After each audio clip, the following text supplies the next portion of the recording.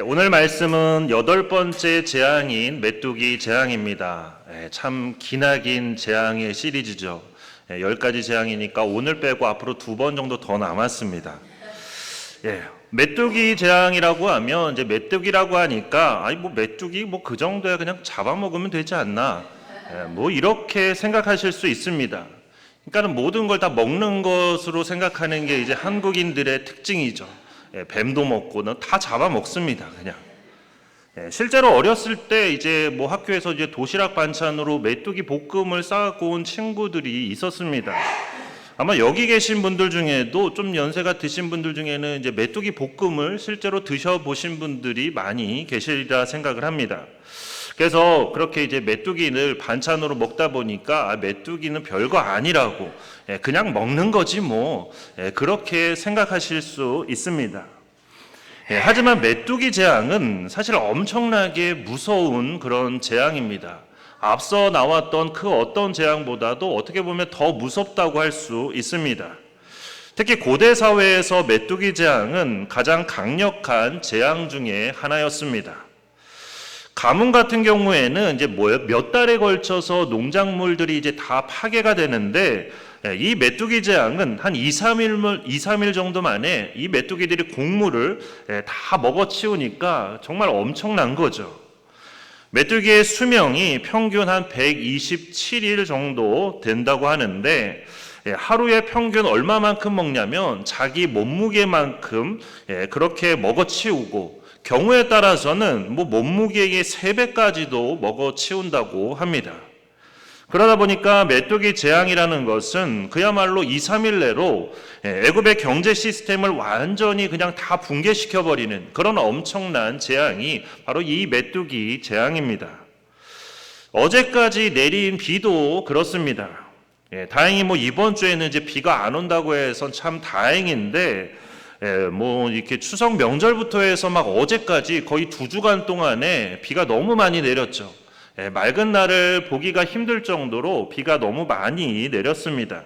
그러니까 비라는 게 좀 적당히 와야 될 때, 그리고 적당히 필요할 때 와야만 도움이 되는데, 이렇게 필요하지도 않은 가을비가 너무 많이 오니까 쌀부터 시작해서 배추까지도 여러 농작물들의 피해가 너무 크게 되었습니다.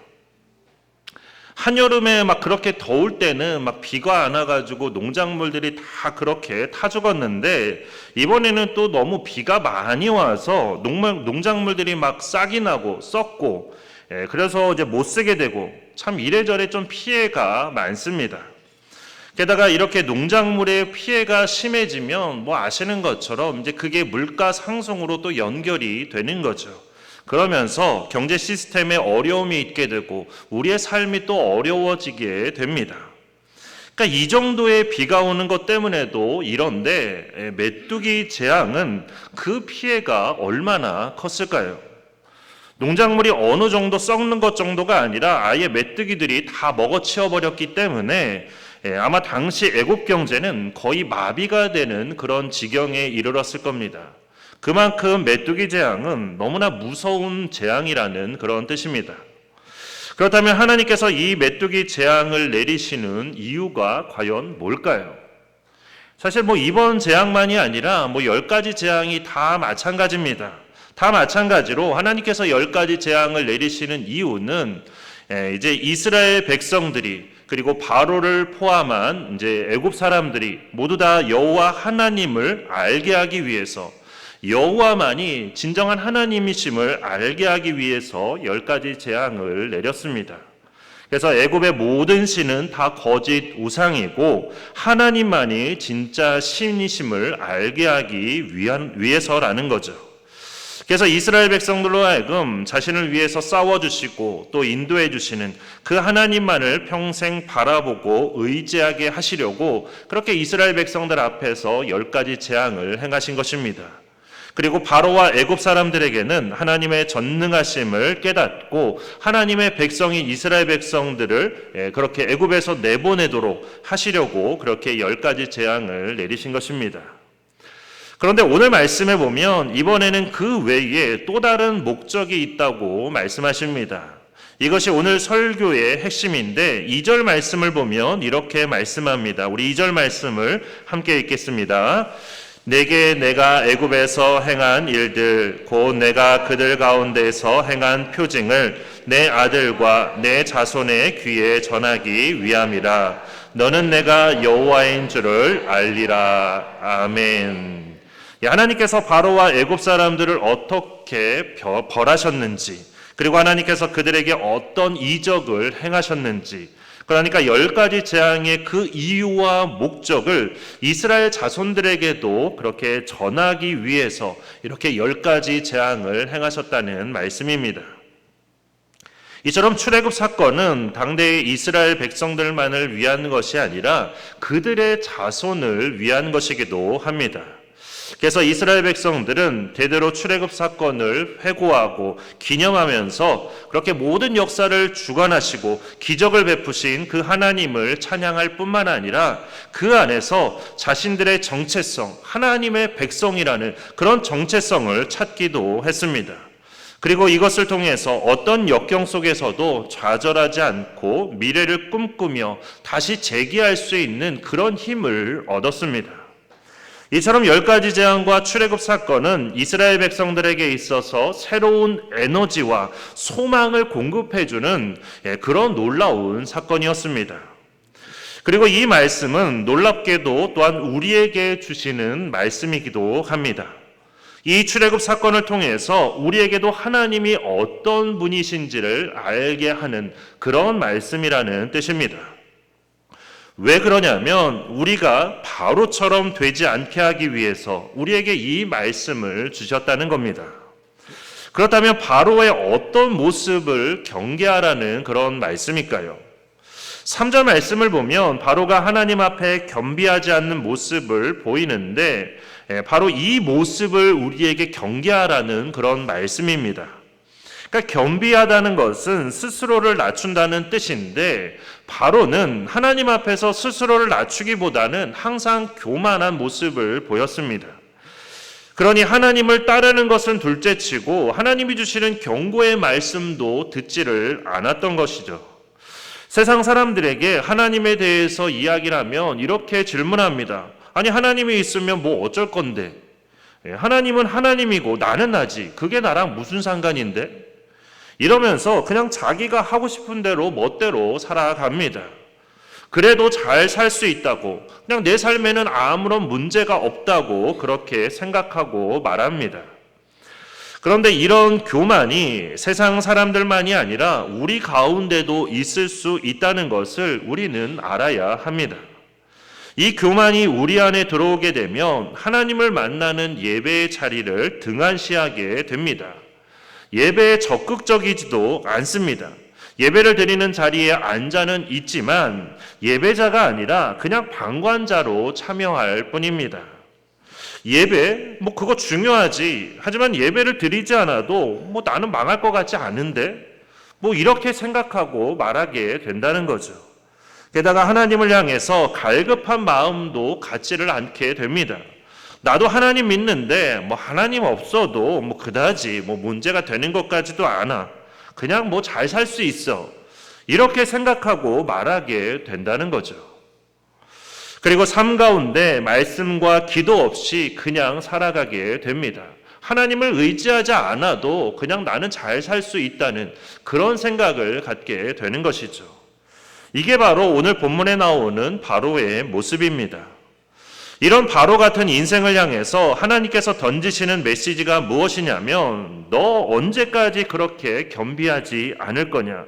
너 언제까지 그렇게 교만하게 버틸 거냐? 바로 이 메시지가 바로에게 주는 하나님의 메시지입니다. 사실 우박이나 메뚜기는 재앙의 본질이 아닙니다. 그건 그냥 과정 가운데 나타나는 일이고 하나의 결과물일 뿐입니다. 오히려 내가 이 정도면 하나님 없이도 되는 거 아닌가? 내가 이 정도면 잘 살고 있는 거 아닌가? 이렇게 교만함으로 마음이 굳어져 있을 때 사실 이것이 바로 재앙의 시작입니다. 우박이나 메뚜기가 재앙이 아니라 하나님 없이도 다 된다고 생각하는 그 교만한 마음 자체가 재앙이라는 말씀입니다. 그래서 교만은 멸망의 선봉이라는 성경 말씀처럼 바로는 그야말로 그 교만 때문에 무시무시한 재앙을 10번이나 겪으면서 나라가 완전히 멸망하기 직전까지 가게 된 것입니다. 그래서 하나님은 우리에게 이렇게 바로와 같은 그런 어리석은 교만함을 갖지 말라고 우리에게 이 말씀을 주시는 것입니다. 3절 말씀을 보면 모세와 아론이 바로에게 가서 다시 하나님의 말씀을 전합니다. 하나님의 백성인 이스라엘 백성들을 내보내라고, 그들이 하나님을 섬길 수 있도록 밖으로 내보내라고 그렇게 말합니다. 그렇지 않을 경우 하나님께서 메뚜기 재앙을 내리실 것이라고 경고합니다. 그러나 이 모든 말씀에도 불구하고 바로는 전혀 변화가 없습니다.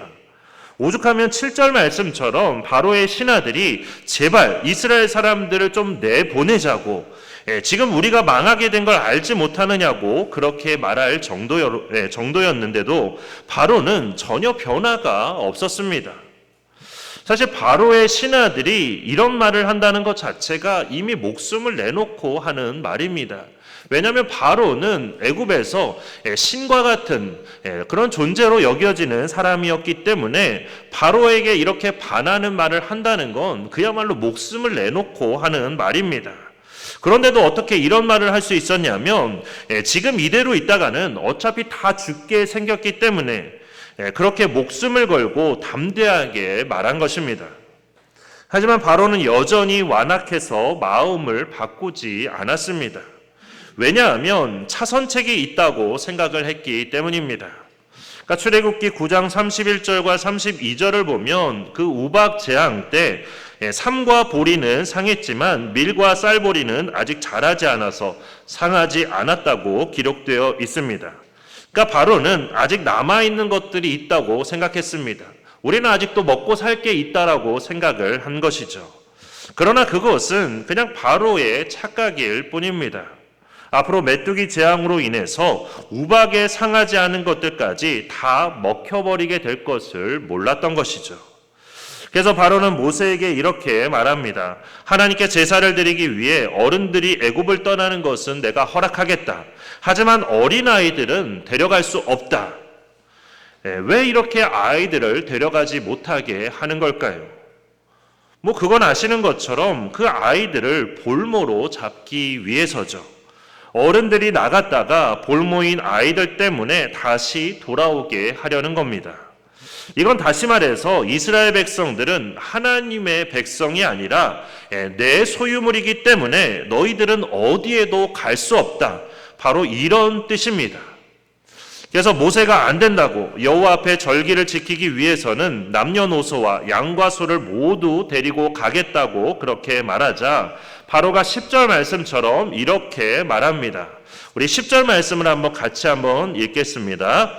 바로가 그들에게 이르되 내가 너희와 너희의 어린아이들을 보내면 여호와가 너희와 함께함과 같으니라. 보라, 그것이 너희에게는 나쁜 것이니라. 아멘. 무슨 말씀이신지 이해가 되시나요? 이스라엘 백성들의 출애굽을 허락하면 그것은 곧 여호와 하나님이 이스라엘 백성들과 함께 있다는 그런 뜻인데 그것은 너희에게 나쁜 것, 곧 악한 것이라고 말합니다. 그런데 하나님과 함께 있는 것이 악한 일이라니 이게 무슨 뜻일까요? 이건 쉽게 말해서 너희는 내 소유이기 때문에 내 밑에 있는 것이 너희들에게 좋은 일이지 하나님을 따르고 하나님을 예배하는 것, 그래서 애굽 밖으로 나가는 것, 그거는 너희들에게 좋지 않은 일이고 악과 같은 일이다. 이런 뜻입니다. 그러니까 바로가 이렇게 말한다는 것은 그야말로 교만의 극치를 보여주는 그런 모습입니다. 그러나 정작 메뚜기 재앙을 당하자 바로가 어떻게 하냐면 16절 말씀처럼 모세와 아론을 부릅니다. 부르는 것도 그냥 부르는 게 아니라 급히 불렀다고 되어 있습니다. 그러니까 그 이전의 재앙에서는 이렇게 급히 불렀다는 표현이 없었는데 이번 재앙에서는 이렇게 급히 불렀다고 되어 있습니다. 그만큼 그 메뚜기 재앙이 얼마나 심각했는지 바로도 재앙을 직접 겪으니까 아주 똥줄이 탔다는 거죠. 그리고는 내가 죄를 지었다고, 이번만 용서해달라고, 그래서 이 죽음의 재앙이 떠나게 해달라고 그렇게 요청합니다. 물론 그것도 거짓 회개이기는 하지만 어쨌든 교만의 극치였던 바로가 이렇게 메뚜기 재앙을 당하자 곧바로 마음을 바꾼 것입니다. 그러니까 전에도 말씀드렸죠. 바로의 마음은 갈대라고. 그러니까 이렇게 수시로 그냥 마음이 바뀌는 겁니다. 어쨌든 이렇게 해서 재앙은 그쳤지만 바로는 안타깝게도 다시 마음을 완악하게 합니다. 20절 말씀을 보면 하나님께서 바로의 마음을 완악하게 하셨다고 되어 있는데 사실 10가지 재앙은 재앙이 각각 다 다른 게 아니라 한 세트로 이루어져 있는 재앙입니다.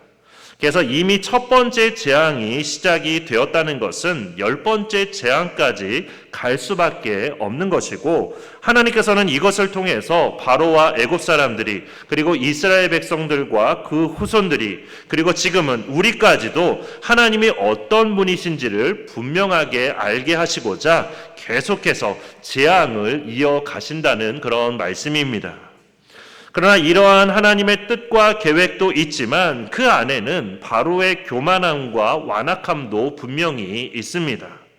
하나님을 하나님으로 인정하지 못하고 하나님보다 다른 것을 더 의지하는 모습, 하나님보다 자신이 더 높다고 생각하는 모습, 하나님의 전능하심을 보면서도 오히려 자신의 권력을 의지하는 모습, 하나님께서는 우리가 바로의 이런 모습처럼 되지 않게 하시려고 오늘 이 말씀을 우리에게 주신다는 것입니다. 바로처럼 하나님보다 다른 것을 의지하는 모습, 특히 자신의 권력을 의지하는 모습, 이걸 네 글자로 하면 이게 바로 우상 숭배입니다. 그러니까 우상 숭배라는 게 다른 게 아닙니다. 내 안에 하나님보다 더 앞서고 사랑하는 것, 하나님보다 더 의지하는 것, 이게 바로 우상 숭배입니다. 어려운 일이 생겼을 때, 힘든 일을 만났을 때, 그럴 때 우리가 기도하고 하나님께 예배하기보다는 누군가를 먼저 찾아가고 그리고 다른 어떤 것들을 통해서 즐거움을 얻으며 그 어려움과 문제를 잊어버리려고 하는 것들, 그런 모습들이 전부 다 우상 숭배라는 말씀입니다. 그런데 우상 숭배를 할 때 무서운 점이 뭐냐면 우상 숭배를 하면서도 그게 우상 숭배라는 걸 알지 못한다는 게 문제입니다. 이스라엘 백성들도 그랬습니다. 가나안 땅에 들어가서 우상인 바알을 섬겼습니다. 그런데 바알만 섬긴 게 아니라 하나님도 함께 섬겼습니다. 그러다 보니까 바알을 섬기는 게 문제이고 그게 죄라는 걸 제대로 깨닫지를 못했습니다. 그러니까 오늘날 우리도 마찬가지입니다.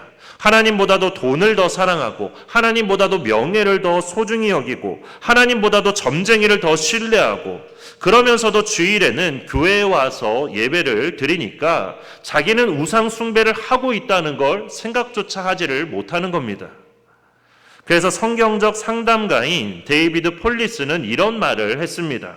사람은 실제로 섬기는 신과 입으로 고백하는 신이 완전히 반대일 수 있다. 이렇게 말하면서 많은 성도들이 교회 안에서는 하나님을 믿는다고 고백하면서도 실제 삶에서는 불안과 욕망, 그리고 성공과 쾌락과 같은 자신이 만든 그런 우상에게 마음을 빼앗긴 상태로 살아가고 있다고 그렇게 말했습니다. 오늘 본문에 나오는 바로의 모습이 바로 그런 모습입니다. 애굽의 다른 우상을 의지하고 또 자신의 권력을 의지하고 하나님께서는 그렇게 아니라고 말씀하시면서 여러 재앙을 통해서 그것을 보여주시는데도 여전히 우상을 의지하는 바로의 모습, 우리의 모습이 그런 모습이 되지 않도록 하나님께서는 이 10가지 재앙을 우리에게도 들려주시는 것입니다. 그래서 우리도 출애굽 사건을 통해서 우리가 중요한 것을 깨닫게 됩니다. 특히 우리가 살아가는 데 있어서 전능하신 하나님을 아는 것이 가장 중요하다는 것을 우리가 분명하게 배우게 됩니다.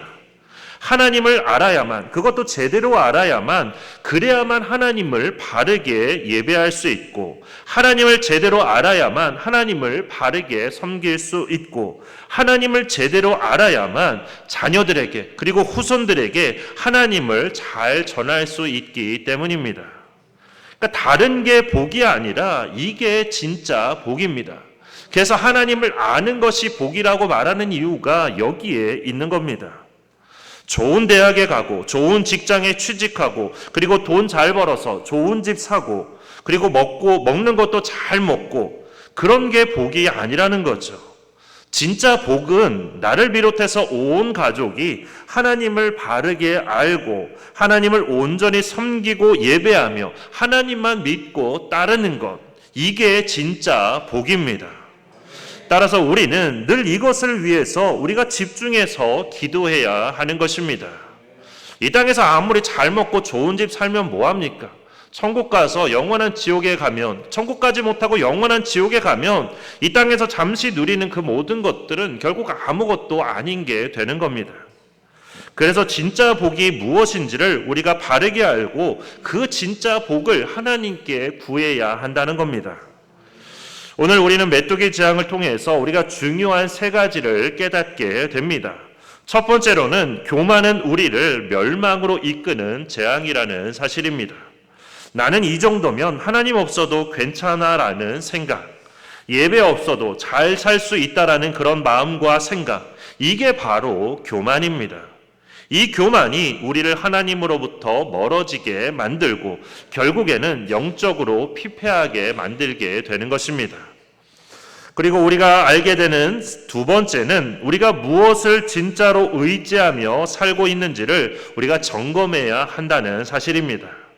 그러니까 입으로는 하나님을 고백하지만 실제로는 돈과 명예, 권력과 쾌락을 더 의지하고 있지는 않은지, 어려운 일이 생겼을 때 가장 먼저 찾는 분이 하나님이 아니라 다른 누군가 또는 다른 무엇은 아닌지 우리의 모습을 점검해 봐야 하는데, 그렇게 하나님보다 앞서는 것이 있다면 바로 그게 우상 숭배라는 것입니다. 그리고 마지막 세 번째로는 하나님을 아는 것이 가장 중요하다는 사실을 우리가 깨닫게 됩니다.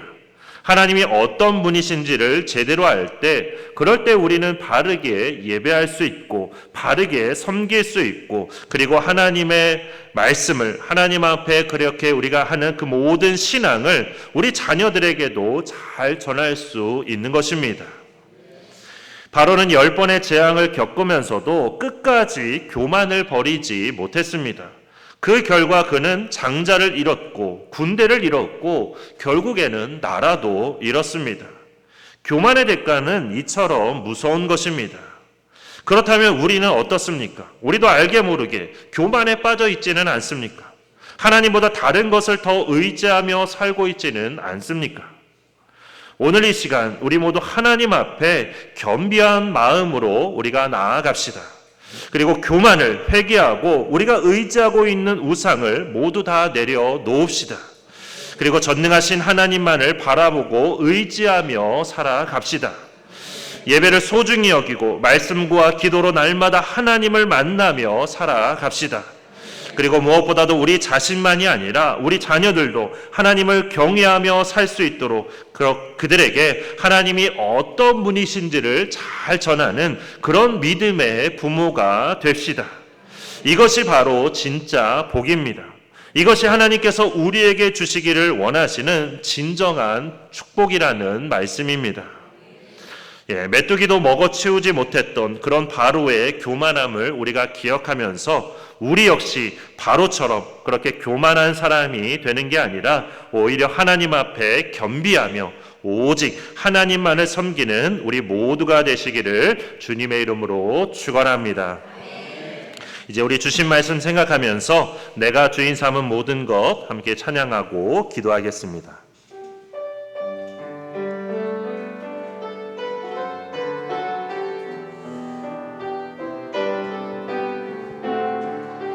내가 주인 삼은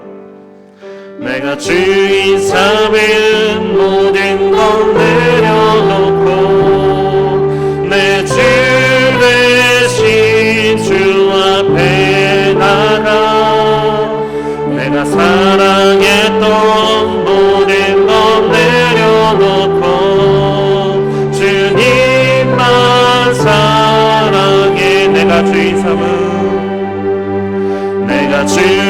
삼은 모든 것 내려놓고 내 주 대신 주 앞에 나가 내가 사랑했던 모든 것 내려놓고 주님만 사랑해.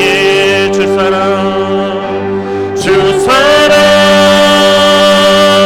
거친 풍랑에도 깊은 바다처럼 나를 잠잠케 해.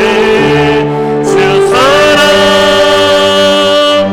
내 영혼의 반석 그 사랑 위에서 우리 다시 한번 찬양하겠습니다. 내가 주인 삼은 내가 주인 삼은 모든 것 내려놓고 내 주 대신 주 앞에 나가 내가 사랑했던 모든 것 내려놓고 주님만 사랑 주 사랑 거친 풍랑에도 주 사랑 거친 풍랑에도 깊은 바다처럼 나를 잠잠케 해. 주 사랑 내 영혼의 반석 그 사랑 위에서 주 사랑 거친 풍랑에도 주 사랑 거친 풍랑에도 깊은 바다처럼 나를 잠잠케 해. 주 사랑 내 영혼의 반석 그 사랑 위에 서리 그 사랑 위에 서리 그 사랑 위에 서 그 사랑 위에 서리 그 사랑 위에 서리. 이 시간 우리 함께 기도하실 때 우리 세 가지를 위해서 기도하겠습니다. 첫 번째로 교만은 우리를 멸망으로 이끄는 재앙임을 기억하면서 우리가 늘 하나님 앞에 겸비한 모습으로 서는 그런 우리가 되도록 기도하겠습니다. 두 번째로 우리 안에 하나님보다 더 의지하는 그런 우상을 버리게 하시고 오직 하나님만 믿고 의지하는 그런 우리가 되도록, 그리고 마지막 세 번째로는 하나님을 바르게 알고 바르게 예배하며 그 신앙을 우리의 자녀와 자손들에게 잘 전하는 그런 우리가 되게 해달라고 우리 이 시간 다 함께 주여 한번 크게 외치고 함께 통성으로 기도하겠습니다. 주여! 사랑이 많으신 하나님 아버지, 오늘 이 시간도 저희들을 불러주시고 함께 하나님의 말씀을 나누며 그 말씀을 붙들고 함께 기도할 수 있도록 인도해 주심을 감사드립니다. 하나님, 우리가 무엇보다도 교만은 우리를 멸망으로 이끄는 재앙임을 우리가 잊지 않게 하여 주시옵소서. 하나님, 그래서 우리 안에 있는 모든 교만들을 다 내어버릴 수 있도록 인도하여 주시고 하나님 앞에 늘 겸비한 모습으로 서는 우리가 될 수 있도록 인도하여 주시옵소서. 하나님 앞에 우리는 아무것도 아님을 기억하며 늘 겸비한 모습으로 하나님 앞에 서게 하여 주시옵소서. 하나님 또한 우리 안에 하나님보다 더 의지하는 그런 우상들을 다 내어버릴 수 있게 하여 주시옵소서. 하나님, 우상을 의지하는 것이 우리에게 복이 아니라 하나님 그것을 우리를 멸망으로 인도한다는 것을 잊지 않게 해주시고 우리가 그 모든 우상들을 다 버리게 하여 주시고 우리를 진정한 생명의 길로 은혜의 길로 우리를 인도하고 이끄시는 오직 하나님만을 믿고 의지하는 우리가 될 수 있도록 인도하여 주시옵소서. 하나님, 그래서 우리가 하나님을 바르게 알게 하여 주시옵소서. 그래서 하나님을 바르게 예배하며 하나님 바른 신앙의 길을 걷게 하여 주시고 하나님 또한 그 모든 신앙들을 우리의 자녀와 자손들에게 잘 전하는, 그래서 온 가족이 함께 하나님을 예배하며 섬기며 하나님께서 주시는 진정한 복과 은혜를 누리는 하나님 우리의 가정이 될 수 있도록 주님 역사하여 주시옵소서. 주님 우리 가운데 역사하여 주시옵소서. 주님 우리 가운데 역사하여 주시옵소서.